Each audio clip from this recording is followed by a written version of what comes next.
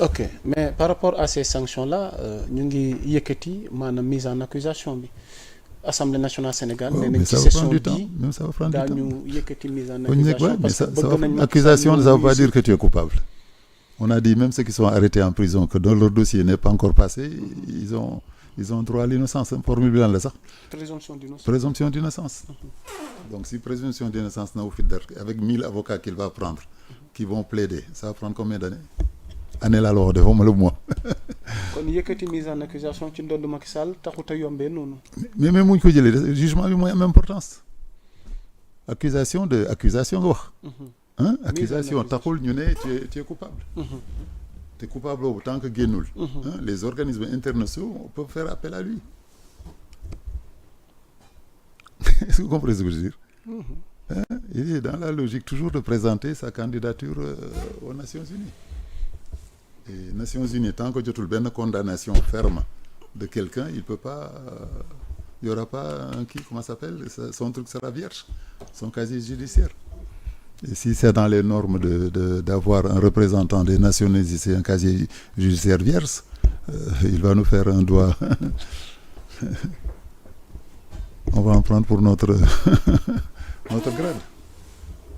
ok alors Ismaël dañuy jéem a avancer ci beneen point d'actualité sa njàngat sur l'affaire Madiambal Diagne ak dernier développement yi ci am. évolution dossier bi. maa ngi doon tooñ gars yi ma ne dama ko wëri woon parce que j'étais absent de Dakar presque 21 jours. Je suis allé même jusqu'à Lyon. mais comme Diagne la sant ñun ci boulangerie lañ ko doon wëree. dem nga ba Lyon. dem naa ba Lyon fii Interpol nekk mais pas pour ça mais pour te dire la blague rek mais Interpol soriwuma ko woon boo neexoon ma dem fa pour te dire rek tout le monde est motivé. sama mbokk comment ça s'appelle les gens de la diaspora on a discuté souvent. ñu ngi ko doon laajte est-ce que kenn gisu leen ko mu romb foofu. donc 21 jours en France mais amul fenn fu ñu ko déggee. bon récemment dégg nañu ne il s'est présenté lui-même à la justice. Bon mais tout ça aussi c'est des gens qui connaissent les communications.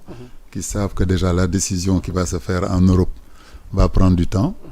Et le temps qu'il revienne ici s'il revient donc voilà donc bu ñu ne tey on a refusé une salle de conférence de presse à des avocats bon xam nga loolu tamit dañ ko on risque de mettre ça sur notre pointage xam nga on est noté partout. On est noté dans l'économie on est noté dans le jugement et on va encore le mettre sur le dos des Sénégalais qu'on n'est pas démocratique donc je pense que la note que les décideurs parce que note yooyu sax bi ñu koy def est-ce que toog nañu ak les pays là pour wax leen ne boo defee lii am nga 20 boo defee lii amuloo 20 mais si quelqu'un de façon subjective décide là-bas que la norme de chez lui de manger de la viande tous les jours boo ko lekkulee viande tous les jours c'est que tu n'as pas $50 ku mosagul gis dollar sama jarbaat yi wala sama maam yi nekk Fouta ju mosagul dollar boo seen niveau de vie boo ko bëlee calculer par dollar tu vois déjà ce qui n'est pas adapté surtout à la situation. Mais ku nekk Fouta di lekk sa ceeb di lekk sa dugub di dugg ci dex bi di jël sa jën. kooku est-ce que mën nañu évaluer son niveau de vie de la même façon qu'un Américain ou qu'un Européen. Okay. Sera-t-il extradé Madiambal Diagne mu ñibbi si Sénégal. Bon en tout cas il est en train d'amadouer la justice. Il est en train d'amadouer la justice bu teg naa bu toogoon ba ñu wër ko fekk ko ci benn boulangerie daal di ko jàpp defe naa foofu l'extradition aurait pu être plus facile mais buy jël léegi les pieds d'avance parce que nee nañu xaw ma leen avoué une faute avouée déjà à moitié pardonnée. Donc est-ce que du politique boobu lay dawal pour que la clémence sur l'extradition soit faite bon on n'a pas compris que bu ñëwoon nañ ko waroon arrêter ñii ne waruñ ko arrêter parce que moo demal boppam bon gis nga bon tout ça c'est des calculs qui sont là mais nag tout arrestation yooyu nag depuis le début xaw ma ndax mas nga ma recevoir ci kii waxoon naa leen arrestation yi c'est pas ça qui intéresse la population. C'est pas ça qui intéresse la population. Les 21 milliards yi mu récupéré ci Ellipse. Les milliards qu'on a donné à Ellipse pour faire des hôpitaux. nañ ko jëli. Mais vous êtes au courant que l'État a mis quand même la main sur son empire financier. Oui, mais ça c'est rien. Est-ce que son empire financier kan mooy bàyyi fii empire financier. les dossiers de CENTIF là avec des milliards là, tu sais c'est quoi? Oui, c'est de l'argent qui est sorti du pays sans passer par les 400 milliards yi ñu ne moom la kii bëggoon a joxe caution. Hein? C'est pas des 400 milliards qu'ils ont. Tu as eu de l'argent au moment que tu as fait sortir du pays sans passer par la voie normale. Donc bu ñu ne ñaar ñooñu rek accusé nañ leen 800 milliards. ñaar ñooñu rek te ñaar ñooñu def naa niveau de jàng bi ñu toll. am na yeneen inspecteur wala yeneen personnalité yu nekk Sénégal. génn nañ fi lu ëpp loolu te duñ leen jàpp. Est-ce que tu comprends ce que je veux dire? ñii Farba, bon, je suis désolé ko bandam, mais est-ce qu'il avait les moyens intellectuels et juridiques pour savoir que booy génne xaalisu Sénégal, tu vois, am na ñeneen ñu génne lu ëpp loolu dans tous les présidents ils ont sorti des milliards, mais lu tax ki ñu jàpp ko, lu tax CENTIF mën koo jàpp. wax naa leen ni mu daan def day ñëw fëgg dënnam jël benn banquier ne ko allez defal ma lii. boo ko defulee mercredi prochain xam nga mercredi prochain lay menacé gars yi xam nga la mooy mercredi prochain. le conseil des ministres. da nga naan defal lii wala mercredi prochain ma décidé def na ko benn préfet mercredi prochain boo ma sonnalee mercredi prochain nekk na fi. Okay. Donc celui qui avait un pouvoir comme ça au niveau de l'État, au niveau financier, au niveau inspection, te léegi nag le débat est bien allé plus loin. ñan ñoo ko doon jox xaalisu état bi. ñooñu kenn tuddagu leen.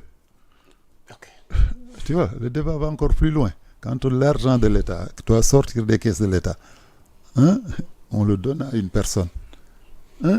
Demal tel endroit, il y a un marché tel, dañuy jox la xaalis bi. kan moo ko doon jox xaalis bi et comment noo jox xaalis nit te surveille loo ko mooy le problème de la banque mondiale nu mu ñu joxe xaalis boobu ba ñu mën ko cacher te waxul fan la xaalis bi war a dem ba jaarul aussi assemblée nationale pour dugal xaalis boobu. Donc l'autre chose qui est intéressant aussi ce serait même pas encore d'arrêter le président pour ça, c'est de dire à la Banque mondiale qui nous a prêté, comme c'est pas passé par la loi, est-ce que ñun on va te payer? Deuxième astuce boobu moom ce serait plus intéressant même que d'arrêter, que de confondre un président ou le juger. C'est de se battre pour cet argent caché qui est rentré illégalement. C'est illégal parce que assemblée autorisé wu ko xamuñu fan la jaar donc kan moo koy fay. Ok, voilà la question. Farba mi nga tudd. xam naa ci moom la ñuy bëgg a jeexale. Il y a eu une marche pour sa libération. ay jegeñaaleem. jàpp ni defatul dara kaso. D'accord. ndax expertise sur expertise. fi mu ne nii waratul des kaso ndax wér-gi-yaramam. marche bi ak première marche bu gënoon a bëri ay nit. laaj naa la yow xool nga photo yi. mais dama bëgg en tant que docteur avant ñuy analyser marche bi docteur. mais sur le plan médical. vous êtes docteur. tey noo ñu mën a expliquer décrypter ñu. parce que askan bi dañuy xaw a réer des fois. expertise médicale contre expertise médicale. Finalement qu'est-ce qu'il faut retenir. des cas de. Farba ak ñeneen ñi nga xamante ne souvent dañuy wax ni seen santé méngoowul ak incarcération bi. te mi ngi pavillon spécial tey ban jàngat. kan la santé méngoo prison. damay laaj kan na war ba te dire je pose ça aussi une question. kan la santé méngoo prison kan la ñu sàkk wala. yàlla day sàkk nit kan la yàlla sàkk ne ko yow prison dina baax ci amul d'accord man en tant que médecin les experts ce qu'ils ont montré comme maladie risque respiratoire risque d'apnée de sommeil yooyu yëpp mën nañ leen jël en charge pavillon spécial bu fa nekkee médecins yi def seen liggéey di oo spécialiste yi ñu war a ñëw pathologie yi ñu wax yëpp mën nañ ko jël en charge. Ok. foofu naa la leen tamit defaat attention. Est-ce qu'on n'est pas en train de privatiser la santé? C'est-à-dire qu'est-ce que vous voulez dire par là? Parce que ñaata nit ñoo nekk prison te amuñu expertise. bëri na. ñaata xaalis nga war a génne pour def expertise. bëri na. non xaalis bi nga war a génne. waaw voilà c'est déjà. Donc il faut avoir les moyens déjà pour avoir droit à toutes ces expertises.